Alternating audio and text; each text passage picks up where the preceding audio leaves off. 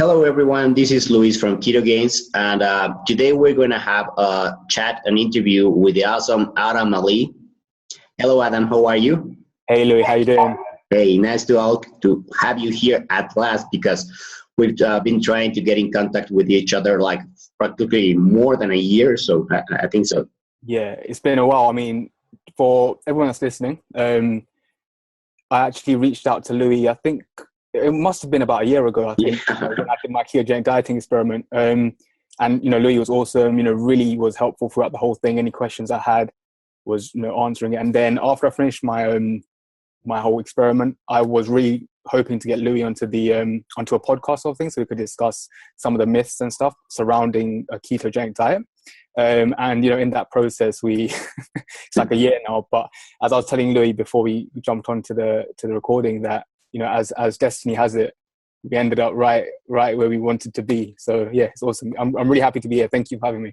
No, thank you for coming along. So Adam, why don't you tell us a little bit about yourself? What do you do? How did you get it started into this? What is your dieting mindset and philosophy, etc.? So in terms of how I got into the actual industry, it was very serendipitous, so to speak. I dropped out of university, and even though I'd been training for a while, I'd been learning about nutrition, training, etc. It wasn't something that I'd planned to do. So then I dropped out on the first day of uni. I was like, this is not something I want to do. So I dropped out, and in that period of me sort of trying to work out what I wanted to do, I did my personal training qualification, got qualified as a PT, started working as a personal trainer. Started as a fitness coach really, and then from there worked out a personal trainer. And then in that period of time, I also have held a lot of different jobs. I was a senior coach at the health club. I've been a sales manager, so I've done membership sales. So I've had even the managerial roles. So I've been very lucky, very fortunate to sort of fall into this role, so to speak. Cal Newport, he's one of my favorite people, one of my favorite writers. He wrote a book called Be So Good They Can't Ignore You. And in that book, the basis of that book is really that you don't really, find your passion. You sort of do different things, and then in that way you find it. So you're not set in one thing, right? And that really relates to me because I never intended to really get into the industry, so to speak, but because I like to train, and as I was in and out of formal education, so to speak, I was helping people in the gym, not in the capacity of a PT, but just like you see people around, hey bro, your form's a bit off, like you try this something. So I gained some experience there. Then I did my qualifications. I kept learning. I like learning. I enjoy learning. So from that, it's just sort of moved on to me going into PT, and then now I'm doing a lot of online work, a lot of online coaching. But mainly, I would sort of describe myself as a content creator and a writer first, and yeah, so that's pretty much what I do. Yeah, perfect. For those that don't know, Adam has an incredible website or blog that is called Physiqonomics. That it's not also just for weight loss in the sense of the traditional information that you will get on any site. It's more, I'd say, the philosophical approach to dieting, which for me is the most important part, because most people just try to do the physiological part, which involves probably eating less or just training. Yeah. But the mind, in my view, would be probably, in some cases, even 70% of the actual, in importance. If you don't have a healthy mind and a healthy mindset, you will never achieve anything. You can go and lift whatever and follow a diet, but eventually you will get burned up. And if you don't have a correct mindset and know the actual outcome and expectations, because, for example, weight loss is not linear. If you don't know this and you are not prepared to even have an increase in your weight, for example, on a week-to-week basis, you're going to get discouraged and even fail. So Adam usually touches on these points and many others that are incredible, and it gives you a very great awareness of the actual concept of dieting. So say this, Adam, what is your actual mindset and philosophy what makes a good dieter, what makes him succeed versus the bad ones? So I think it's really, I mean, there's this really like, I don't know why, but there's like a disconnect between people looking at their fitness goals, fat loss, muscle gain, whatever they may be, as very different to trying to achieve anything else. So if someone wants to build a business, you know, they know they have to put in X amount of work. You know, if someone wants to be a millionaire, someone wants to, you know, become an athlete, whatever the case is, you know, everyone knows that they have to put in some work, they have to have some sort of expectations, and then they have to work towards that goal. But when it comes to like fat loss or muscle gain or your you know, body composition, there's this disconnect where people see it as very, they detach it from a normal goal and the way that a normal goal works. So it's very, okay, I'm going to do this diet, I'm going to get shredded in X amount of weeks, and then everything's going to be cool. And it never works like that. So when they go into this, when they begin, because their expectations are so high, you know, it's very linear. I'm going to get ripped in like 6 weeks, and, you know, I'm never going to be hungry. It's going to be awesome. But then they get halfway in and they realize, hold on, I'm really hungry right now. You know, this sucks. Like, this isn't what I expected. And then because they don't have a realistic expectation, they think something's wrong with them, and they start freaking out. And when they freak out, what happens? You know, it's like the guy who needs to, you know, the chubby guy who wants to lose a bit of fat. He thinks, well, this just isn't working. This is silly. I'm going to go back to bulking because he's looking a bit thin or a bit smaller, right? And it's like the guy who's trying to build muscle. You know, he'll see his abs disappear or whatever, and be like, hey, this sucks. This isn't working. And he'll go back to cutting. And in that process, they always end up in like a circle, whereas they'll start on their goal, whatever that may be. They hit the first hurdle and they give up because what they expected to happen didn't happen. The linear, start your diet, straight to shreds, right? It doesn't work like that. So I think the number one thing that separates people who are successful, and I've seen this not only with myself and with the clients that I've trained, but I see all the time, you know, on the internet, the people who have been successful with their weight loss, fat loss, muscle gain, whatever the goal may be, they were able to have some realistic expectations, and then they were able to, based on those expectations, they were able to build a plan and execute the plan. And I think that's the number one thing. Just don't expect like really, you know, fast results. And when it sounds too good to be true sort of thing, it usually is. So yeah. Perfect. Yeah. It very much follows what I like to say to people, like, that which is not measured cannot be managed. Like, people that are like you said, they want to measure some aspects of their life, but they don't pay attention to others. And that's one perfectly, like in weight loss, or they just take one measure, which is total weight, which is really doesn't tell you anything. People think that they're going to be losing weight from a day-to-day basis, and every day they're going to lose 1 or 2 pounds. And then in 2 weeks, they're going to lose, let's say 10 or 12 or whatever. They're going to reach their objective very quickly. And the same happens for those who want to gain muscle. They have unrealistic expectations of how much muscle you can actually build within a month or within a year or whatever. So, like, they don't lose fat in a way, they don't gain muscle in another, and they are not really taking the correct measurements. For example, you know, when you're losing fat, it's really not just total weight, but you also have to take into account probably measurements, or probably measurements are even more important than the actual amount you weigh. Yeah. Especially, I think, for ladies, for the women out there, because they have certain changes during certain periods of the month, or even let's say, take that out of the question or of the equation. Then you have someone who probably drank a little bit too much one day, or drank water with maybe salt. They can gain, like, for example, over this weekend, I drank. I was on a wedding. I also probably had a little bit more sodium that I actually should have. I did have a dessert. I didn't break keto completely, for example, but I do like deviate from the diet from, let's say, 2-3 times a year. Like, I haven't been doing the diet, and I don't do it perfectly every day, but I get it back on track.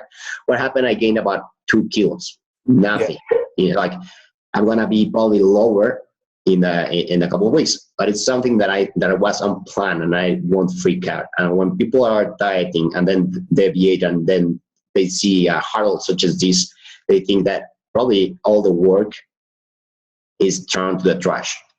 If it's planned, they probably can get back on track quickly, and they know how it works.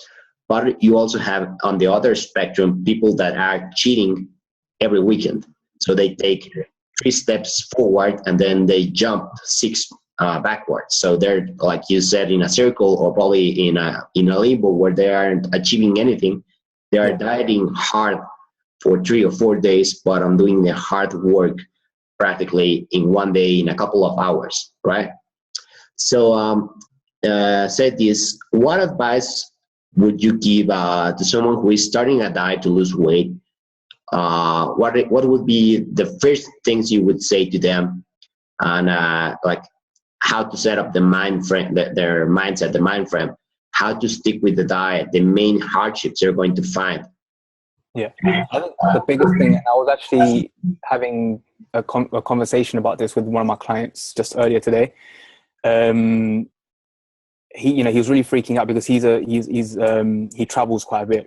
He's in different countries all the time, traveling, and he was really freaking out because, like, oh, dude, I just couldn't. I didn't know. I went out to eat and I didn't know what the macros were on this certain food, and I was like, dude, chill. Honestly, like, I'd rather you be 70% perfect, but then you're 100% consistent, as opposed to being 100% nailing everything, just trying to be perfect with everything, but then only being like 10 or 20, 30% consistent.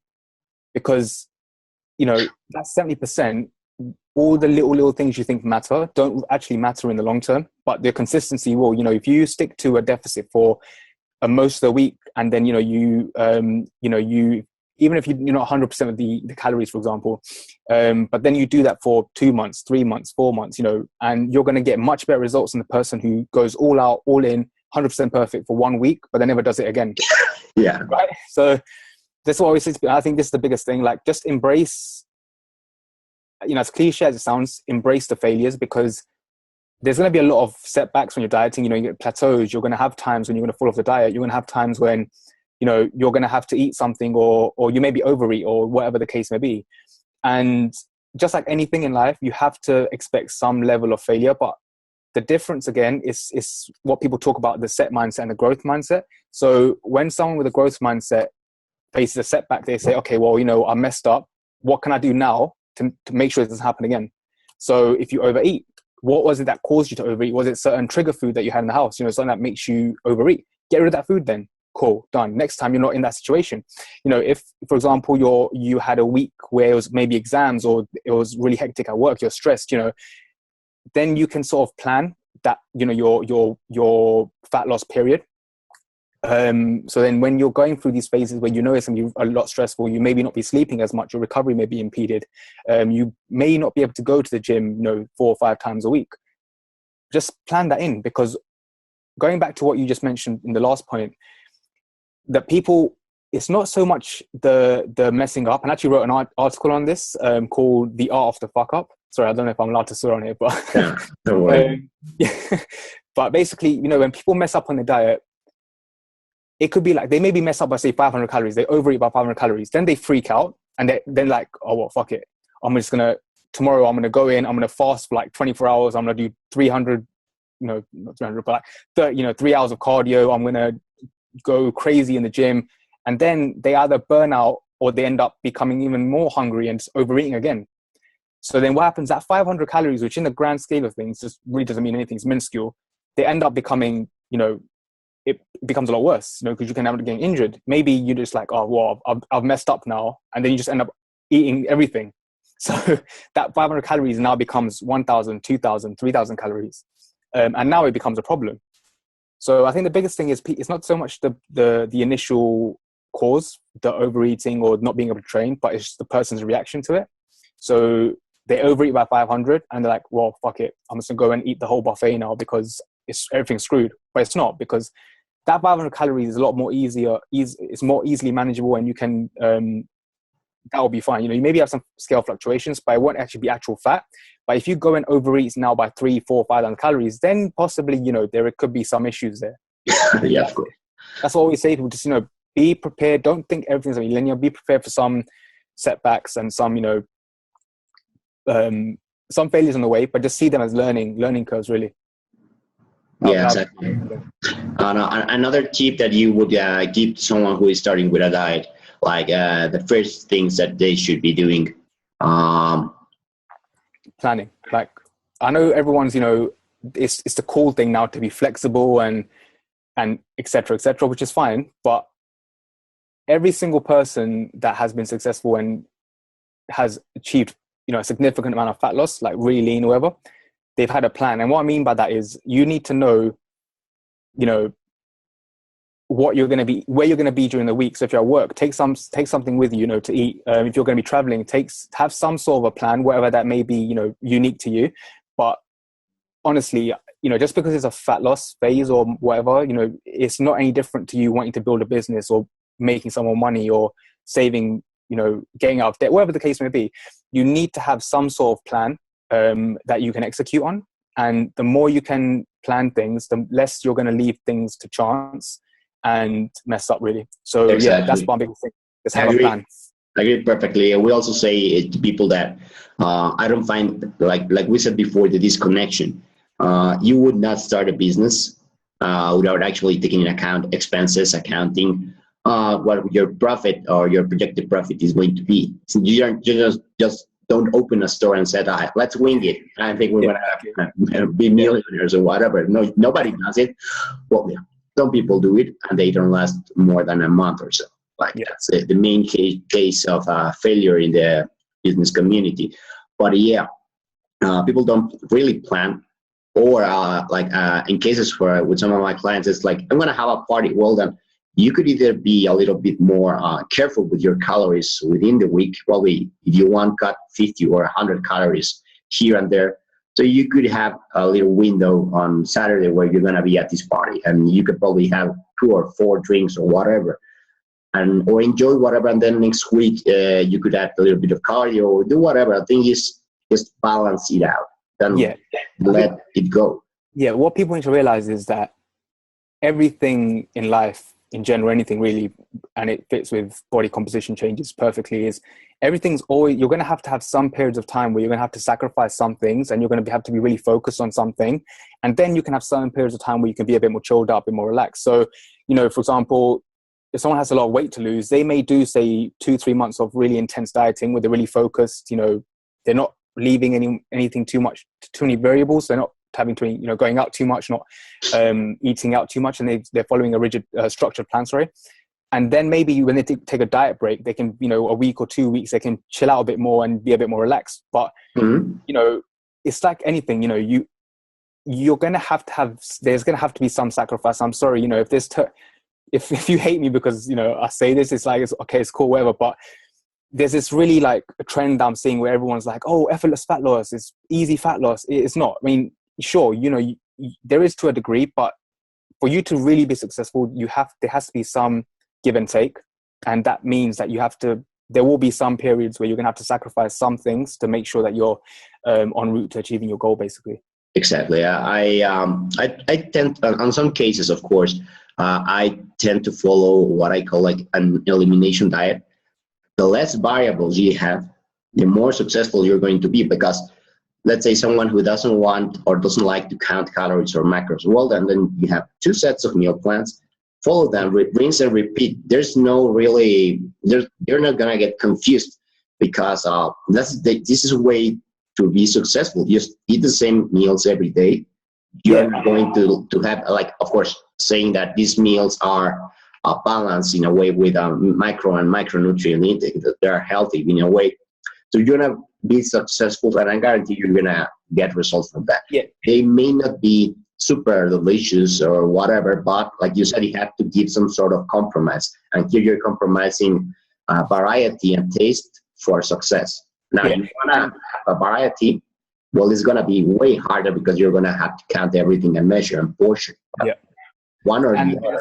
There was actually a study that was, I think I quoted it in one of my articles. They found that the people who have less variance in their diet, they're actually a lot more successful with sticking to the diet. And honestly, this whole thing of, oh, but do I have to eat the same thing?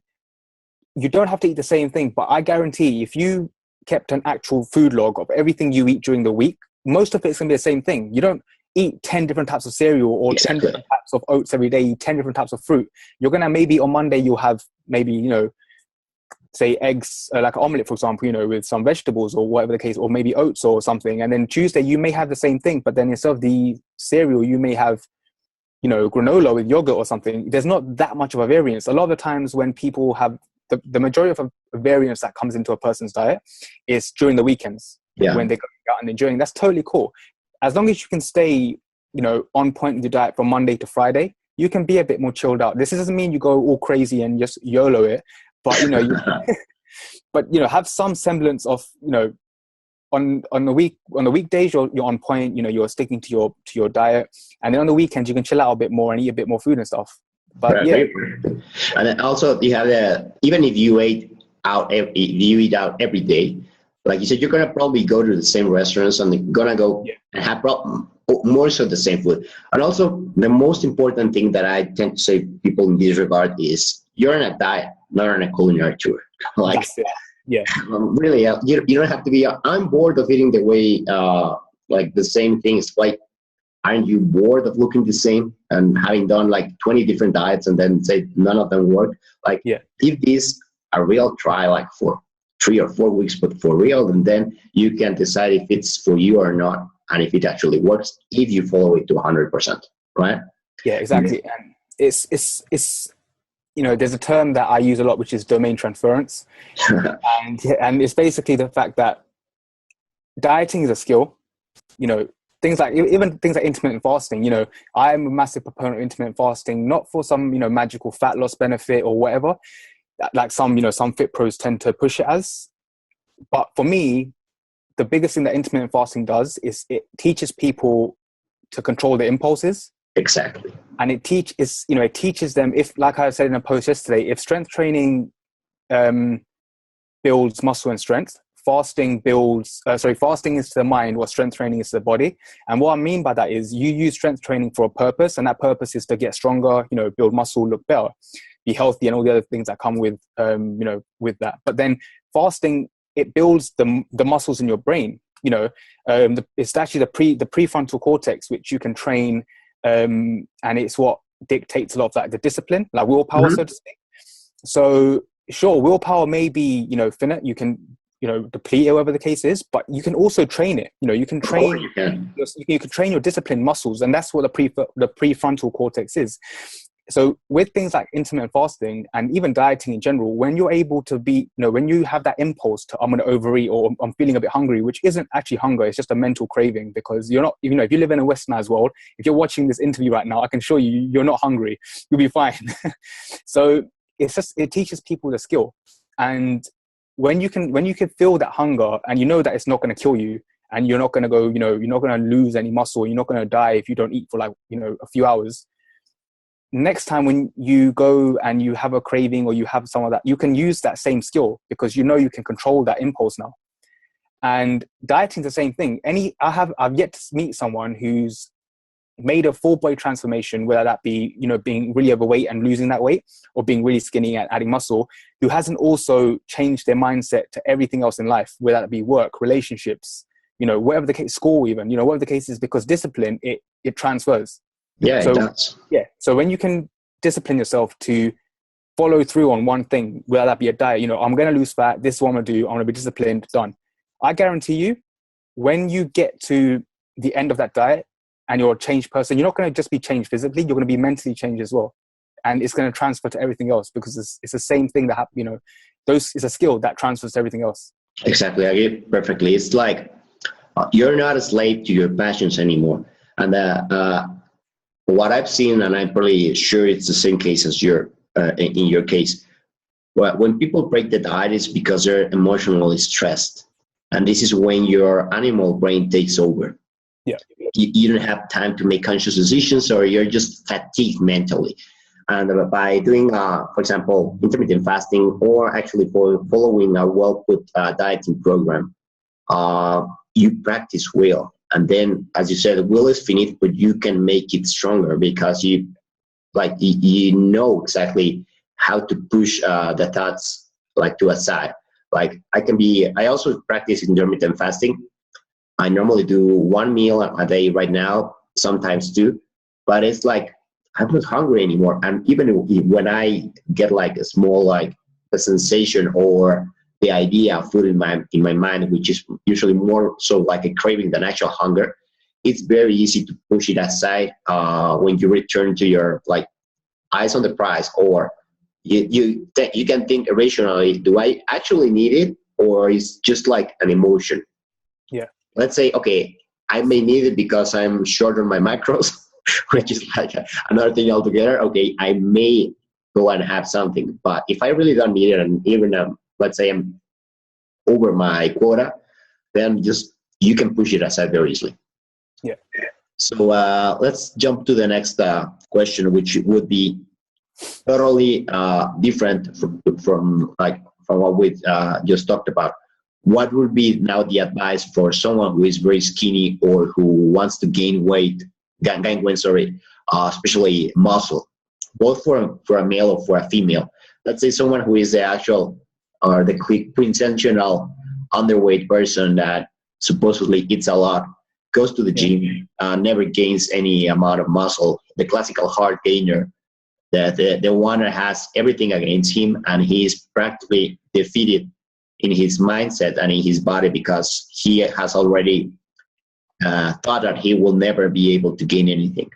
Yeah, the biggest thing again is keep it simple. Like there's all these protocols and advanced strategies, etc., etc. If you're a skinny beginner, first thing is you may think you're eating enough, but you're not. So you need to work out how much you're currently eating, and then have some awareness of how much you're eating, and then you'll get a better understanding of where you stand. And secondly, in terms of training, I would say don't overcomplicate it. Stick to the basics, the big lifts, and just for the first year or so, just focus on getting bigger, just focus on getting stronger, because that will be a good gauge of muscle gain as well, especially in beginners.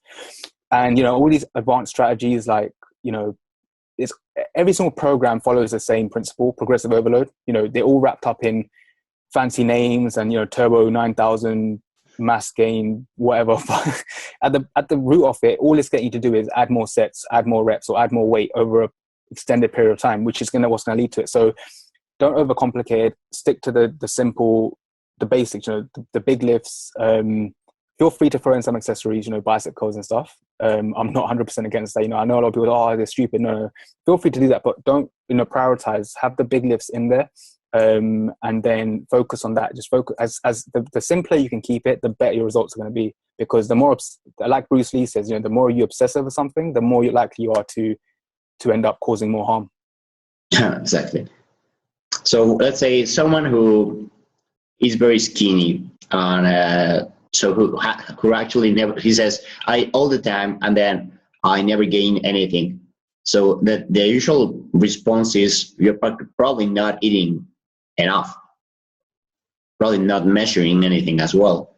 Yeah. And the same goes to the actual strength training. You have these guys who are doing the Physiqonomics program, which is basically stay on Facebook for between sets, and then don't actually lift way much, stick to machines, do a lot of accessory exercises, but they never squat, they never deadlift, and they never do an actual bench press, right? Yeah. But they do a bro split and do all the fancy training that is in vogue, but they have never actually done or really don't care about the compound lifts. So then what you're saying is stick to a basic and proven routine, not for 4 or 6 weeks, but as long as it takes, or as long as they see results, right? Yeah, a good routine will take you, it will last you a while. Like the results you get, you just, in your first year, your goal should just be to try and milk out as much progress as you can. Then when you really start to stall, then you can start to work around that. But, for the first 6 months, you'll be able to make a good amount of progress if you just stick on the basics, make sure that you're getting your form correct, you're progressing. And yeah, that's honestly, I mean, I know it doesn't sound cool and it doesn't sound like, you're probably listening to this thinking, I'm not sure if this isn't what like the fitness magazines told me, but Yeah. that's basically what it is to, that's all there is to it, really. Yeah, I have clients that it's funny because you're actually coaching people into de-coaching them what they have been told or they have read in fitness magazines or bulletin boards or whatever. They think they have to change their diet, their macros, for example, and their training every 4 or 6 weeks. When they're beginners, and the truth is, yeah, you may tweak 1 or 2 exercises, let's say maybe 4 abs or 4 biceps or whatever, but more so like just to add a little bit of variety. But you're never going to practically stop doing a squat or a deadlift or a bench press because you're never going to be mastering them. You can be skilled on them, but if you're really going to be mastering them, and let's go to the Olympics, so like you can show everyone how much you actually bench with perfect form and probably benching 3 times your body weight. That's something that happened to me that I never I've been lifting for almost 22 years, and let's say that probably 10 of them were lost in a way that I could have gained so much more. Yeah, but because I was stuck in the bodybuilding mind frame that I had to do all these exercises and change my routine, muscle confusion and all that usually bullshit. I really didn't achieve so much more that I was capable. And in contrast, the last 10 years, what I actually measured and follow a strict routine and a plan and really didn't deviate. If you actually look at my real routine, it's very much the same basic. It's like a 5x5 with some slight modifications. Like let's say I may do 3x8 or 5 and an extra sets or whatever, but it's practically revolves around the basic lifts with some modification depending on my weak parts, something I may need to help. But I also measure my training and I measure my food. So people may not know this, but I was very fat first. Then I went very thin, and I actually gained all my strength with bodybuilding, of course, and by eating and on a keto diet, which is it goes against everything most people believe that you can gain on keto. But the main point in taking the diet out whatsoever is that I actually started measuring. And when I started measuring a sound program is when I started to really get results, even if I had practically done a lot of things before and I was not a beginner anymore. It was just that I took the right approach and applied it correctly. Yeah, that's it. Okay. So then talking about horror stories, what is the worst case in coaching that you have ever had, and how do you solve it? I wouldn't ever say that I've had a worst case, but one thing that I do see, fingers crossed. But one thing that I do see a lot of is people not sticking. Like they'll hire someone, me for example, and then they'll be like, "Hey, I love your approach. I love the way you approach things. Love blah blah." And then when you give them something which may be different to what they've read in the fitness magazine, they're like, "Well, they start questioning you," which is fine. But at the same time, I think if you're going to hire someone, you have to give it some time and trust the person you're hiring, because it's disrespectful to the person, to the coach, and it's disrespectful to your time as well. If you've gone out of your way and you followed someone and you think, hey, this is the person, I like his approach, I like the way he thinks about things, etc., then you have to give that person time. Don't let your preconceived biases interfere with the coaching process. And I've been guilty of this myself in the past, but it was only when I was able to overcome that and listen to what the other person was saying that I've learned the most. And every time now that I've learned the most, it's always been when I've done things which at first I felt like this doesn't seem right or whatever, but then you learn things. And so that's one thing that I think there's a lot of times there's a lot of old bad coaches, but at the same time there's a lot of bad clients as well. So don't be a bad client. If you're going to hire someone, make sure that firstly you have done your research so that that the coach, he's reputable, there's some credibility there, and what he's talking about isn't complete quackery and pseudoscience. But at the same time, what people need to understand is that anecdote does not equal pseudoscience. So if someone says, well, there isn't actually any research to this, but from what I've seen with some clients and stuff, and from my own experience, I feel like this maybe could work. And a lot of the coaches that have been in the game for a while, so to speak, they've had a lot of experience, and a lot of the things they may do. Like I remember Eric Helms even once said that sometimes his clients will ask him, "Why are we doing this?" And he'd be like, "Honestly, I just have a feeling. Like I think this may work," and that comes from experience. That hunch, that gut feeling, it comes from experience and working with different people throughout the ages. So, yeah, don't be a bad client and respect. Give it some time. Like everyone. Yeah, actually follow the protocol, right? Yeah, exactly. I follow the protocol. Don't just expect to. I think a lot of times what happens is people just hire coaches and trainers and stuff to sort of have someone to blame. So, exactly. So when it doesn't work, they could be like, well, it's just because he was rubbish. Maybe you're just a rubbish client. So yeah. I agree on that. There's I don't remember where I read it. It was actually not just for coaching, but you have various types of clients, and I'm not putting the blame on clients, but there's this particular kind of client, be it in a restaurant or coaching or whatever, that just tries to blame everyone else for their failures. So they hire you just to blame you from the start. And I actually did have a client like that once. I think it has been my worst case scenario, where nothing was working. And only when he actually sent me, after 10 times of asking, his food log.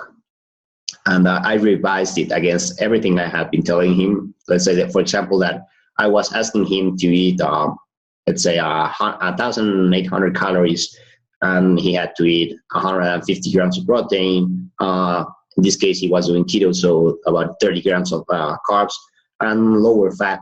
He was actually doing whatever he wanted. He was like, no, you told me this, a ketogenic diet has to be over 70% grams of fat or energy from fat, and 80. So he was going super low protein, a little bit high on carbs on the weekends because he was carving up, and then he was also eating lots of fat. So of course nothing was working. And then he was worried about leptin, so he was like carving up, like I said, every weekend, but doing a super high fat diet. So from what I said to the actual execution, it had nothing to do. But I was the one to blame.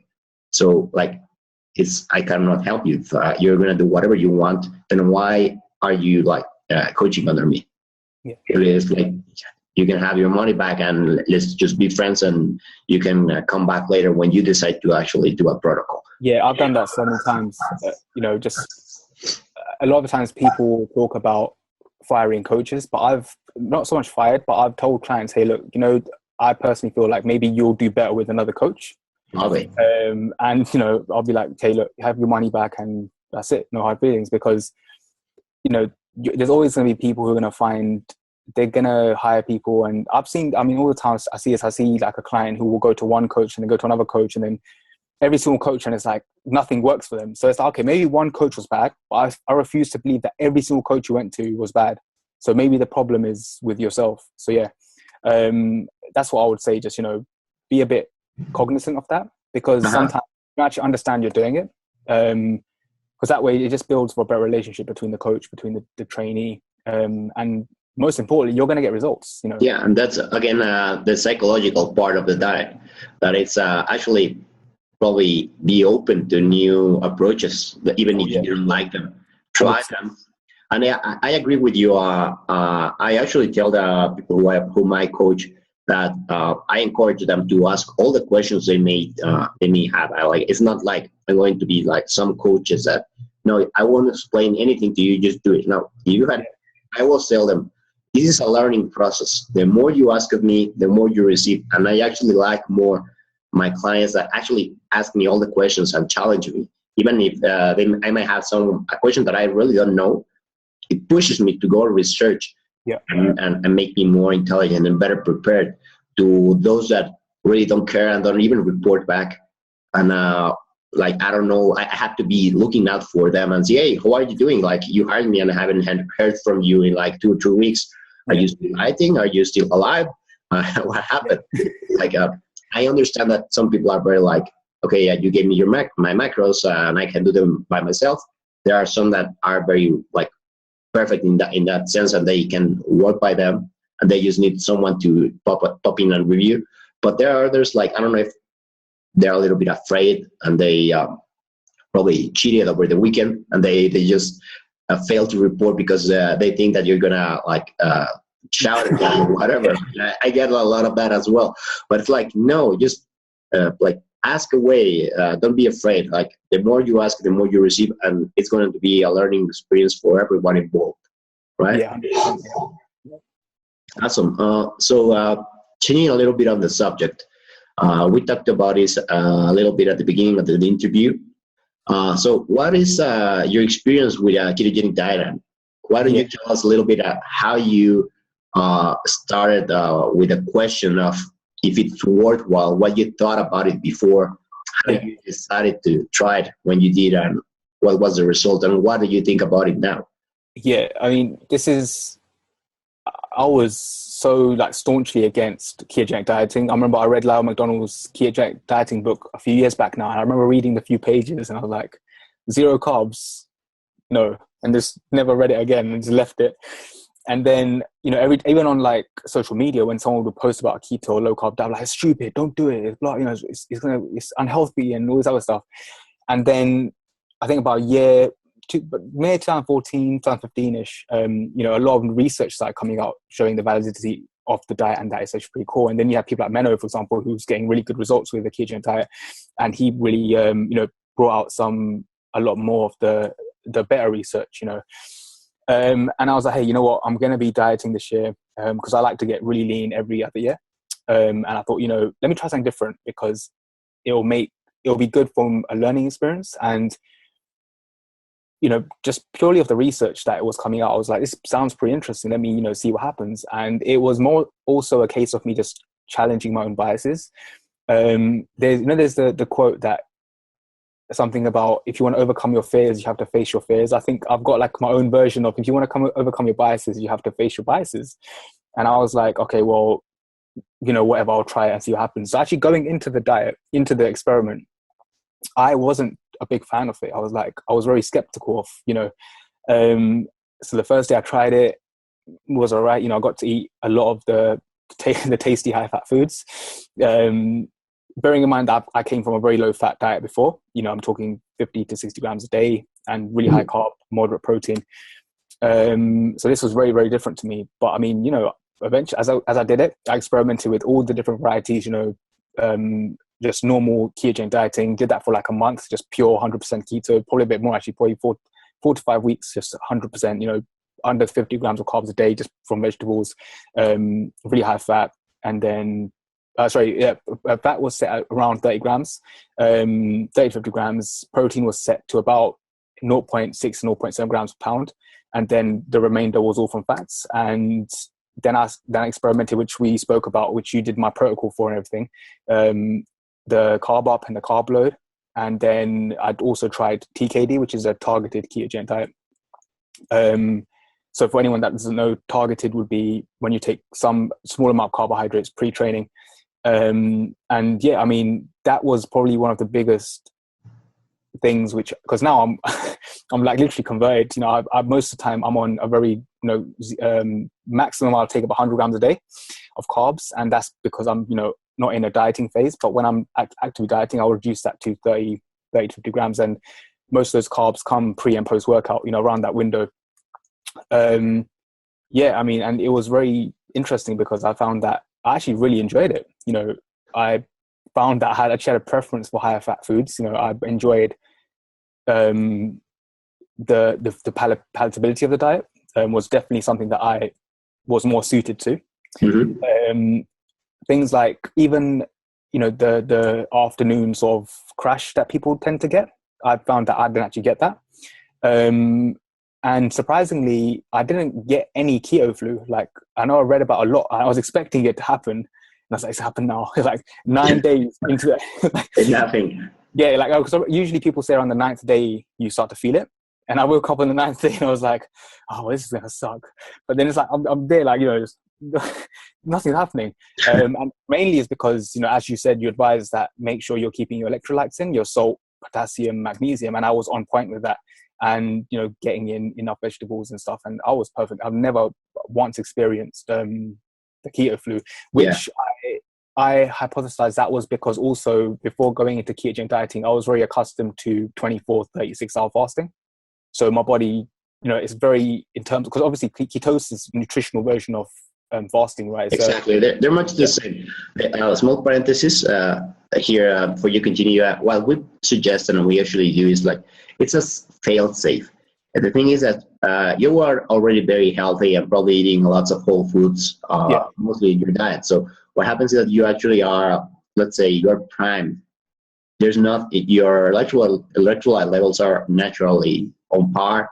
You're getting mostly your food from whole sources. Even if you were on a high carb diet, you were probably eating lots of vegetables. And so what happens with the keto flu is mostly for people who are changing from probably a high carb diet, highly unprocessed foods, because those foods are actually, they do have the electrolytes added in artificially.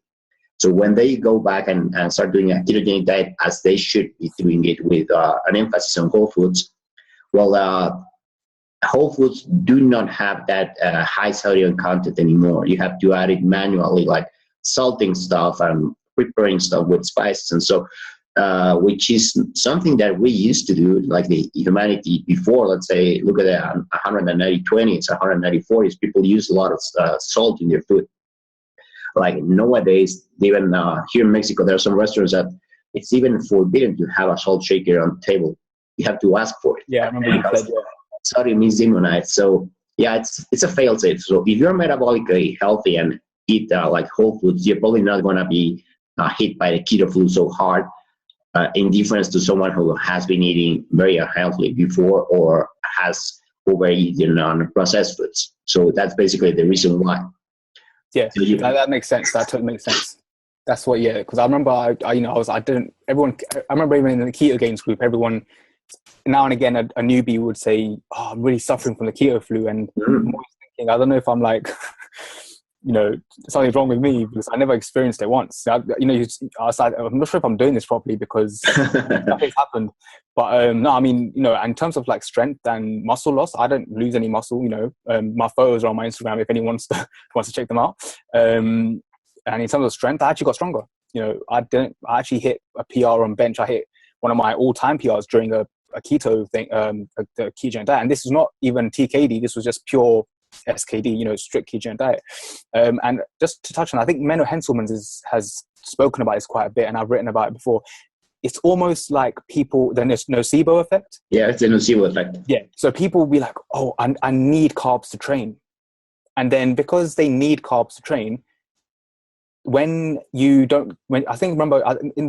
your podcast with your interview with Menno, he mentioned a study where people were given carbohydrates and what they expected, if they were expected to their performance to take a hit or not. And the people who expected it to happen, their performance took a hit.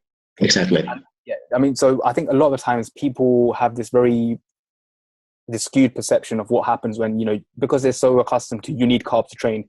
Sure, if you're elite athlete, then maybe you need X amount of carbohydrates to train. But if you're just the average Joe who's going to train and stuff, you don't need as many carbs as you think you do. Your body, you're not actually burning those many carbs.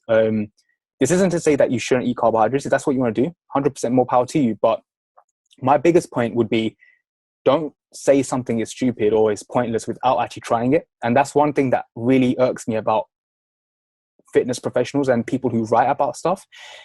A lot of the times when you see a fitness writer who says, oh, carbohydrates are stupid, a low carb diet is stupid. Okay, but why?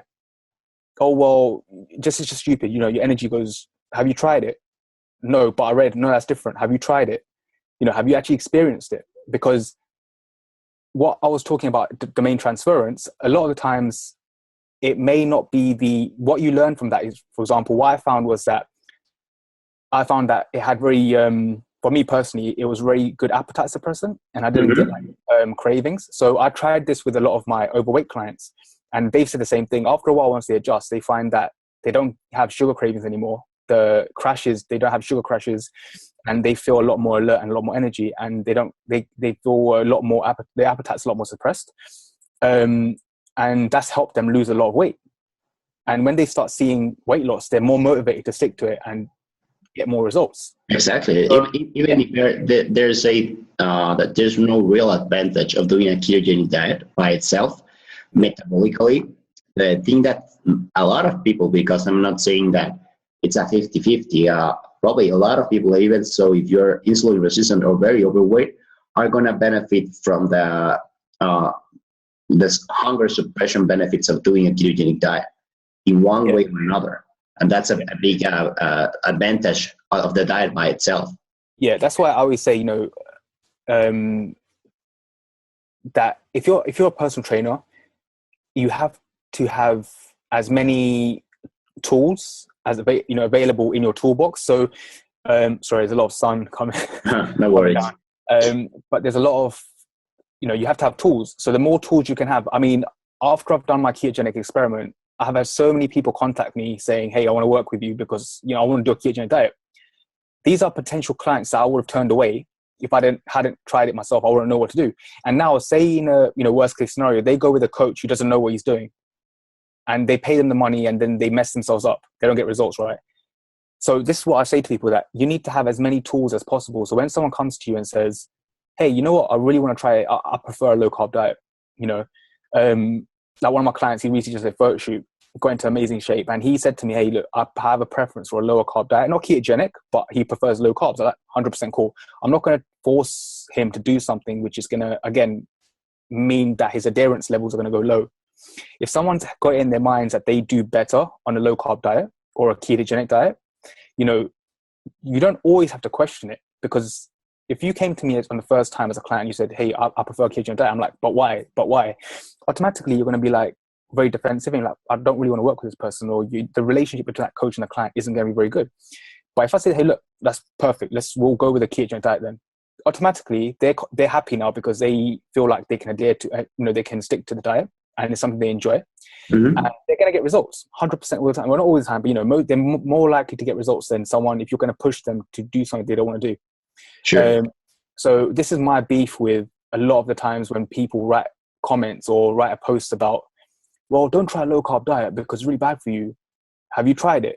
No. Well, then go try it, because I guarantee you may find that I found that there wasn't that much of a difference between being high carb and being low carb in terms of like a metabolic weight loss. Like I didn't automatically lose fat just because I went into low carb, right? I still had to be in a calorie deficit. I still had to track intake and stuff. I still had to lift weights, and there was no shortcut or magic hack or something. But there was a lot of other things that I learned in terms of one thing. And again, I've said this anecdote, is that I found that it was a lot easier for me to lose stubborn fat than when I was on a high carb diet. And then things like appetite suppression, the crashes and all these other things, which I can now use for certain clients in a certain situation. And yeah, so that's what I would say, that the biggest thing for me was just learning that and not being closed-minded. Exactly.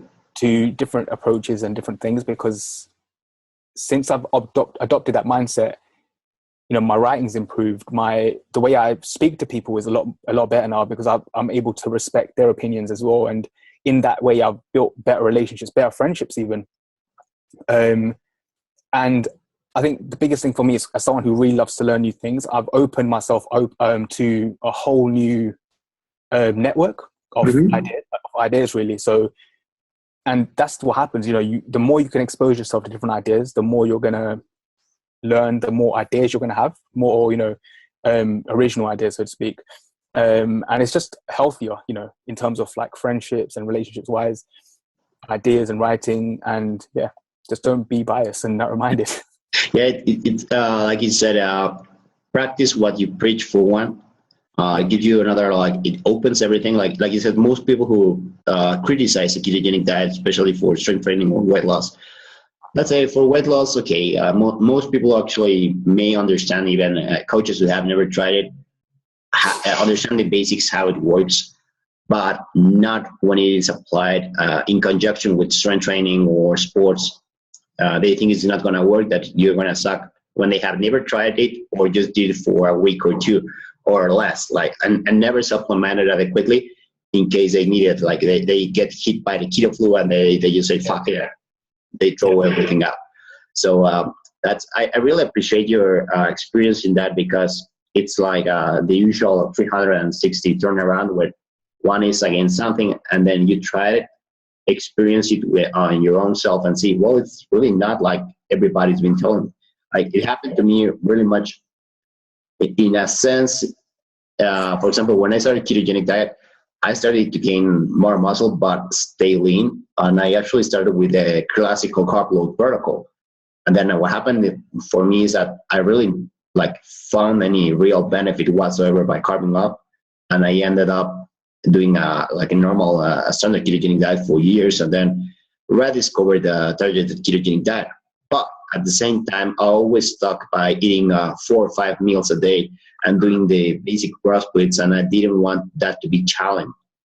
And then when I eventually found out about intermittent fasting and other training protocols, that's when I really like you said, I opened my mind and started training and doing different things that were probably totally contrary to my own beliefs. Like I had to eat 30 grams of protein every 2 hours or I would go catabolic and all that things. And now I'm I actually like a lot of intermittent fasting, and I propose it to a lot of clients because it helps a lot with managing hunger.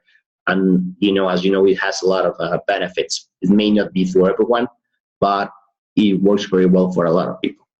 Yeah. So I like a lot of your approach on that regard. So with all this, we're probably nearing the end of the interview. So what has been your biggest influence in your life in regards to probably a life-changing experience? Are we talking about in terms of fitness or? In general, probably it could be fitness, or it could be a change of views, outcomes, or way of thinking. Yeah, the ketogenic diet was definitely a big part of that. Okay. But I think in terms of fitness and really wanting to learn more, really, realizing that what I was doing wasn't right, was back a few years back now. I was working with another trainer. I was getting ready for a photo shoot, and it was just the worst experience because he didn't have an idea what he was doing. He put me on, it wasn't even keto, it was 0 carbs, really low fat, 30 grams of fat a day, and just extremely high protein. I'm talking 200, 300 grams a day. And I obviously at the time didn't know, I was pretty young then. So I was just and this guy was a bodybuilder. So I was like, he must know what he's doing, right? But then at the end of that, it would just got to a point where I just couldn't stick to it because it was just impossible. And it wasn't even that, it was just extremely low calories, really, really high training. But I'm a fan of high volume, but this was just insanely stupid, no structure, nothing. And he just didn't, every time you asked him a question, he'd be like, just trust me, just trust me. Like, yeah, well, I'm starting to not trust you now. So I need to know what's going on. But that really, after that event, it was then I had a bike crash, and I've written about this and everything as well. But that was really a big time when I was like, no, this, what I'm doing right now isn't working. And then I started to really learn more about nutrition, training, everything. And that was a really big sort of turning point in me finding more reputable information. And when I was able to make a lot better progress with everything, really. But yeah. Incredible. So anything else you'd like to add or say to the Ketogains audience? Yeah, the biggest thing I would say is just in line with, it's a quote from one of my favorite people, Jordan Peterson. He's a psychologist, and I would highly recommend people go check him out on YouTube. He does some phenomenal, lectures and stuff.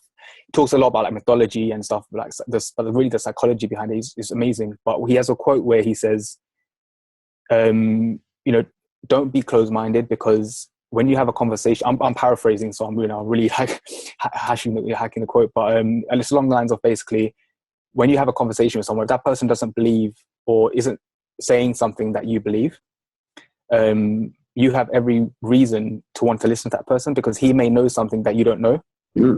So it comes back to just be open-minded. Don't think that just because you're on keto and someone else isn't doing keto, they're stupid or they're not as good as you or whatever the case is.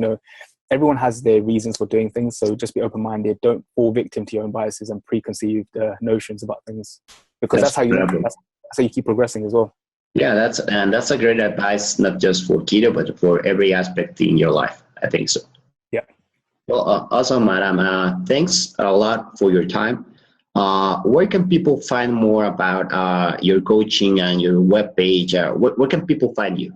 Yeah, so really, if you go on to physiqonomics.com, which is PHYSIQONOMICS, so physiqonomics.com, and literally all my articles. I focus a lot on writing and content, so you'll find just all my content on there. I write quite long articles, they're quite long form, so if you want more daily posts, I post over on Facebook as well, which is facebook.com/Physiqonomics, and every other social media site is just at Physiqonomics. So yeah, that's it. Perfect. Yeah, we will add those links as well on the interview. So for those that didn't get it because Adam can't spell, don't worry much. So everything will be laid out here. So Adam, again, thanks a lot for your time. We'll continue chatting as always, and I will continue to poke you on Facebook. So, thanks for joining us here, man. I really appreciate your work. You're one of the most, as I said, like 3 or 4 times already on the interview. You are, I think, one of the most intelligent people right now on the fitness industry. I admire a lot of your work. Keep doing the good work, man. That means a lot, man. Thank you. Thanks for having me. Okay. Thank you a lot, man.